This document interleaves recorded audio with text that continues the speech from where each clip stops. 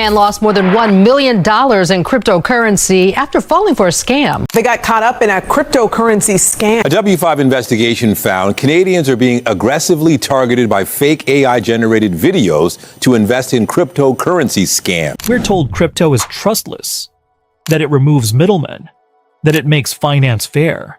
But if you zoom out, it often looks less like a revolution and more like a high-tech casino where the rules are still being written and the House understands them better than you do.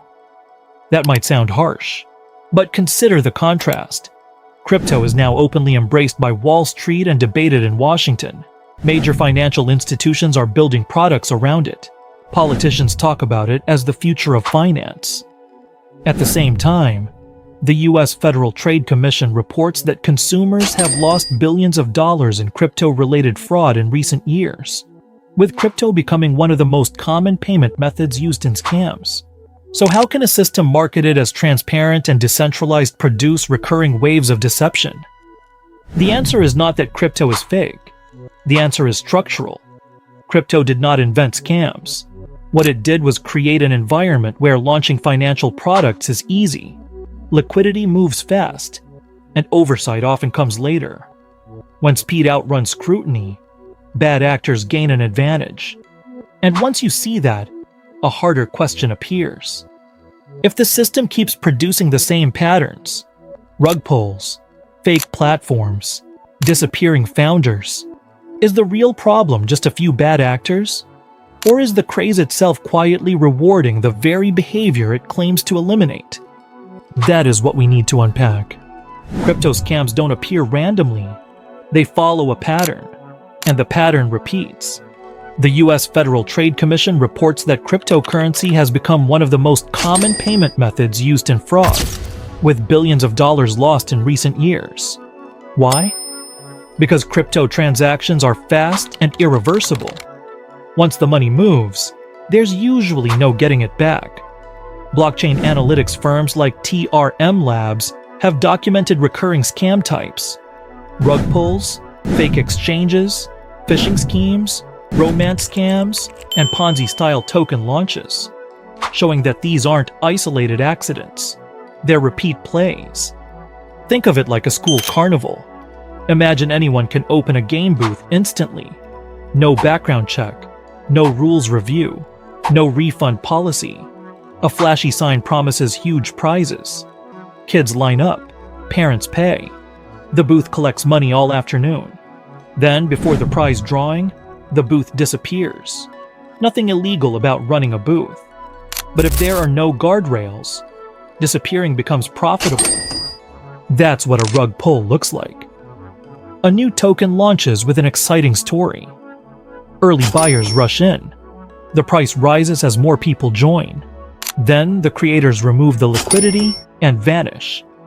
The blockchain didn't break. The incentives worked exactly as designed. The same logic applies to fake exchanges and phishing wallets. They look real. They feel legitimate. Funds go in. Withdrawals fail. Because unlike a credit card payment, there's no chargeback button. Investigations in the UK have also uncovered organized money mule networks. People recruited to convert crypto into cash, bridging digital fraud with real-world laundering infrastructure. Notice the cycle. Hype creates urgency. Liquidity grows fast. Retail money enters. Founders exit. Enforcement arrives later. Crypto dramatically lowers the cost of launching financial products.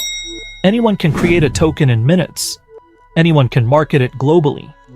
The craze doesn't just attract scammers. It makes running the booth easy. And when it's easy to set up and easy to disappear, the pattern stops being surprising. I'm also working to ensure America remains the crypto capital of the world. And to that end, last year I signed the landmark Genius Act into law. Now Congress is working very hard on crypto market structure legislation, Bitcoin, all of them, which I hope to sign very soon, unlocking new pathways for Americans to reach financial freedom. And I did it for two reasons. Number one, the reason scams keep returning to crypto is not simply because criminals exist. It is because the structure of the market rewards speed more than verification. In traditional finance, launching a public investment product requires layers of disclosure, audits, regulatory filings, and legal review. In crypto, anyone can create a token in minutes and list it on a decentralized exchange almost immediately. That permissionless design is often described as innovation. It also removes the gatekeepers that typically filter out weak or fraudulent projects. Liquidity often arrives before legitimacy. A token can begin trading globally before it has been audited, tested, or even fully explained. Price movement becomes the first signal of credibility. If the price rises, more participants join. If more participants join, the price rises further. Scrutiny usually comes later. Crypto transactions are also largely irreversible. When funds are sent from a wallet, there is no central authority to reverse the transfer. Consumer protections that exist in traditional banking do not function the same way in decentralized systems. According to U.S. Federal Trade Commission reports, this finality is one reason cryptocurrency has become a preferred payment method in many fraud cases. Regulation adds another layer of complexity. Crypto markets operate globally, while enforcement remains fragmented across jurisdictions. Funds can move across chains and countries faster than regulators can coordinate responses. Behavioral forces amplify this structure. Fear of missing out, scarcity framing, and behavioral influencer-driven promotion accelerate participation. To embrace a vital industry here in Miami, I've also signed historic executive orders to end the federal government's war on crypto. Crypto was under siege. It's not under siege anymore because it's a big industry. It's a big industry, and I have a lot of people that are great people, great business people. They're in other businesses, but they're in crypto too. And it takes a lot of the pressure off the dollar. It does a lot of good things, but we're into it. Biden was vicious on crypto. Scams do not only exploit ignorance, they exploit optimism and urgency. Some argue that blockchain transparency makes crypto safer over time. Forensic firms can trace transactions, and law enforcement has improved its ability to track illicit flows. Many projects are legitimate and building real infrastructure. Those points are valid. However, detection does not automatically change incentives. If the potential financial return from fraud remains high, and the probability of swift consequence remains low, bad actors will continue to enter the system. Transparency without friction can still leave exploitation profitable. And incentives, more than intentions, shape outcomes. Most crypto scams do not end on a blockchain. They end in the real world. Investigations by Transparency International UK have exposed thriving networks that convert cryptocurrency into traditional money using so-called money mules. These are individuals recruited, sometimes knowingly, sometimes not, to move funds between digital wallets and bank accounts. In many cases, organized crime groups rely on these intermediaries to transform stolen crypto into usable cash. This matters because crypto does not operate in isolation. It connects to banks, payment processors, cash networks, and social engineering operations. A romance scam may begin with online manipulation, move through cryptocurrency transfers, and end with funds being withdrawn in physical cash through coordinated intermediaries.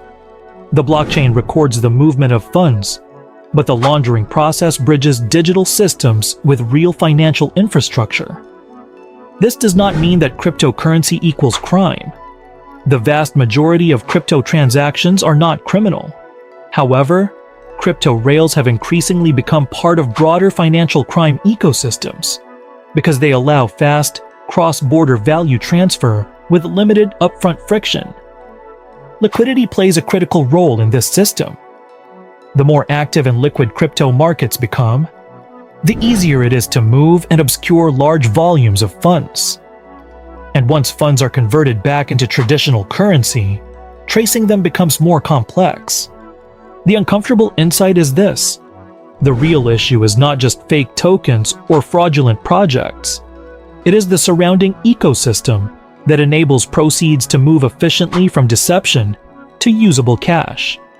When hype fuels liquidity, liquidity can also fuel laundering, and that connection is often overlooked.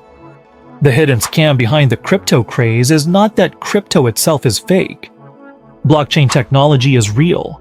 Digital assets are real. Innovation is real. The deeper issue is that hype cycles often reward speed more than accountability. When excitement rises, money moves quickly. Capital flows before projects are fully checked. Marketing spreads faster than auditing. Speculation can quietly subsidize deception, because rising prices create exit opportunities for bad actors. In simple terms, when everyone is rushing in, fewer people are slowing down to ask hard questions. This pattern repeats. During bull markets, optimism dominates, memory fades, people focus on upside. After crashes, familiar stories emerge. Projects that collapsed, founders who disappeared, safeguards that arrived too late. Then, as confidence returns, the cycle begins again. Most participants do not think they are buying into a scam. They believe they are getting in early. They believe they have spotted the next breakthrough before everyone else. That feeling of early access is powerful. It can override caution. The most useful protection is not panic. It is structure. Before participating in any crypto opportunity, ask 3 simple questions. Who benefits if this fails? Is the trading activity coming from real users, or mostly from promotion and hype? Is there any friction protecting participants, such as audits, clear governance, or accountable leadership?